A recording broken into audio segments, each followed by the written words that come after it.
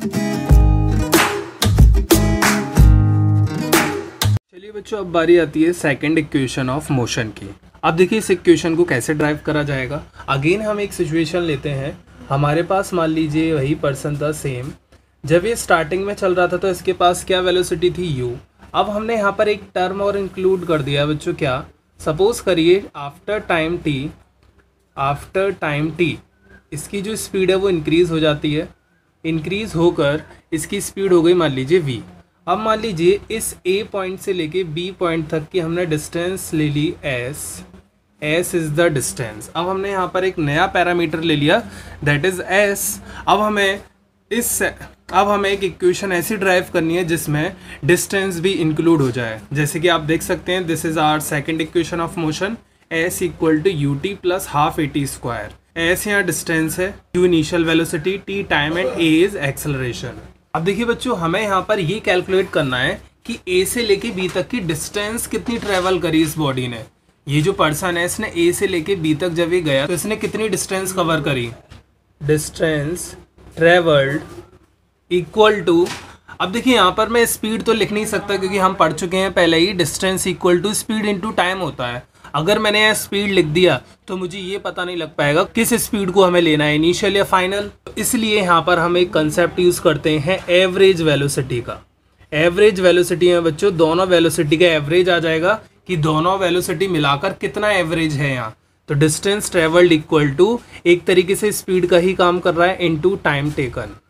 यहाँ पर मैं लिख रहा हूँ एवरेज वेलोसिटी का रिलेशन। एवरेज हमें जब भी निकालना होता है, अब देखिए एवरेज वेलोसिटी हम कैसे कैलकुलेट करेंगे, initial velocity plus final velocity divided by 2 will gives us average velocity. यहाँ से इस तरीके से हम एवरेज वेलोसिटी बच्चों फाइंड कर सकते हैं। अब देखिए ये जो मैंने डेफिनेशन लिखी है ना डिस्टेंस ट्रेवल्ड की, इसको मैं सिम्बॉलिकली लिख रहा हूँ तो ध्यान दीजिएगा।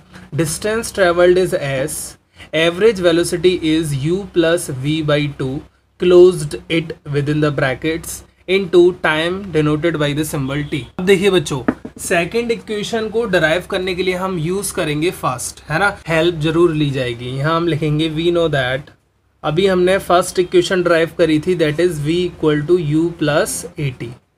अब देखिए यहाँ पर आप एक बात गौर करिए, सेकंड इक्वेशन में कहीं भी v का टर्म नहीं आ रहा है, यानी फाइनल वेलोसिटी कहीं नहीं आ रही, तो हमें इसको रिमूव करना है। तो अब मैं करूँगा क्या यहाँ बच्चों, ये जो v की वैल्यू है इसको यहाँ रख दूंगा जिससे ये v गायब हो जाएगा। तो देखिए s equal to u plus v की वैल्यू सब्स्टिट्यूट करिए यहाँ, u plus at divided by 2 into time.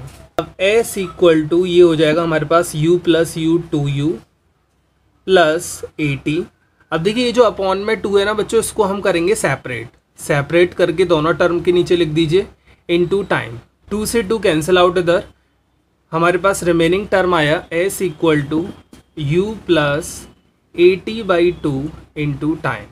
अब हम करेंगे क्या, ये जो टाइम है इसको प्रोडक्ट कर दीजिए अंदर, s equal to ut plus half को अलग लिख लीजिए, जो हाफ है a t into T that is T square. तो देखिए ये हमारी आ चुकी है बच्चों सेकंड इक्वेशन ऑफ मोशन। हमने यहाँ पे कंसेप्ट क्या यूज़ किया, सिंपल हमने ये कंसेप्ट यूज़ करा, जो यहाँ पर एक्टिविटी हो रही थी उसमें एक नया पैरामीटर एंटर कर दिया डिस्टेंस, और डिस्टेंस का ही फॉर्मूला लगाकर हमने यहाँ कंसेप्ट यूज़ किया एवरेज वेलोसिटी का। इसका यूज़ करने के बाद कंसेप्ट हमने यहाँ पर फर्स्ट का यूज़ किया और ये इक्वेशन हमारे पास डिराइव हो गई।